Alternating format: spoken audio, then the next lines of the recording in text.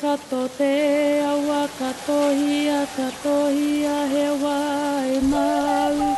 Katohia he wai mau. Ka eke ki te pu aha o wai kato.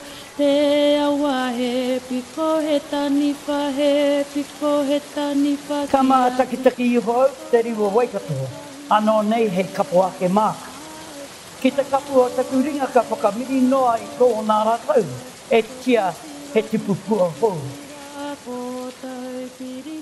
Kia ora, ko te Whaia Island tēnei no te Waipounamu, he kaiakoa hau i te kura o Karora.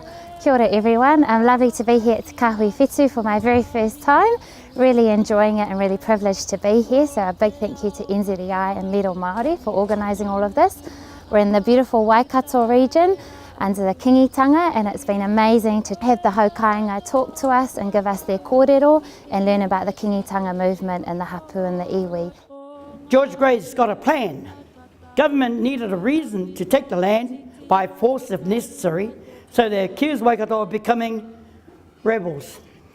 The land is taken by force. Approximately 37,000 acres were taken. We look at the battles that happened between Pukehinahina, o Rākau, Ngā Rua Wāhia, Rangiriri. Backing up.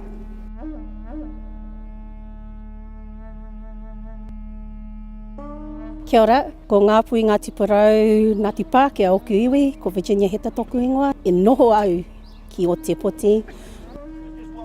One of my highlights is going on the journey and listening to the history of Waikato, of the kingitanga.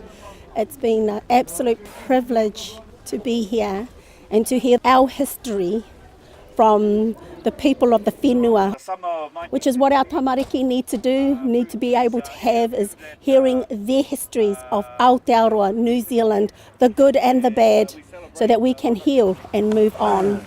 One of the questions that came up at that hui was, how do we set up a king? Hana offered some instruction. Kia ora no o taotahi aho, ko Amna Takuingwa. This is my first time attending the Kāhui Whetū, and it's been such an amazing experience. Visiting those places brought that history to life, and going out to see real people, real things, and real places. It's just changed my perspective of what biculturalism really is all about and why it's so important and why we need to go forward with that. It is absolutely wonderful to be here with you all, and I've been really looking forward to this because you are absolutely so important to NZEI Te Reo. The work you do is so important to NZEI Te Reo. You have some huge challenges in front of you, and we need you to be strong and to absolutely be there alongside. I need you as your te manakura to be alongside as we move together. Our quality public education system is under threat. Have no doubt at all about it. If you don't believe me, have a look at early childhood education. The way that really special part of education is actually sliced and diced into massive privately owned corporations through to kindergarten and kahongareo and all the other bits that sit in between. That is not a sustainable model, but it is the model that people and business want for our compulsory sector. And if this government is re-elected, hello, welcome to what our future is about. My pātai is there a data bank for the exchange of information? It takes one child to upset.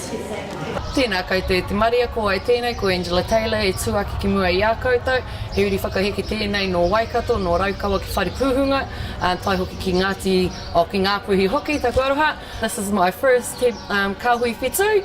Oh, I was nervous hearing all these stories, thinking it's a scary atmosphere. But for me, the best thing is there's questions answered, as well as the fact that I'm back home confirming the things that I've learnt as a child and as a taihui rangatahi, that I can take it home back to my babies and into my akomanga.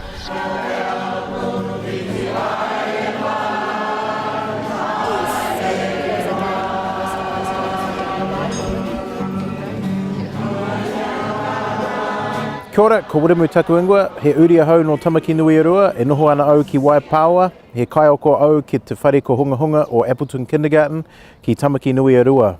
We've got an election coming up. We've had 9 years of a right-wing government that continues to leave the playing field wide open for privatisation of early childhood. We've got kindergarten under increasing pressure, continuing lack of funding, a new curriculum coming out. We don't have PLD, so we've got all this stuff going on. It feels like a very pivotal time for early childhood, and this has been another good chance to get together with leaders in our field and talk about these issues, strategise for how we're going to deal with them as early childhood members of NZEI and then NZEI as a whole. 8,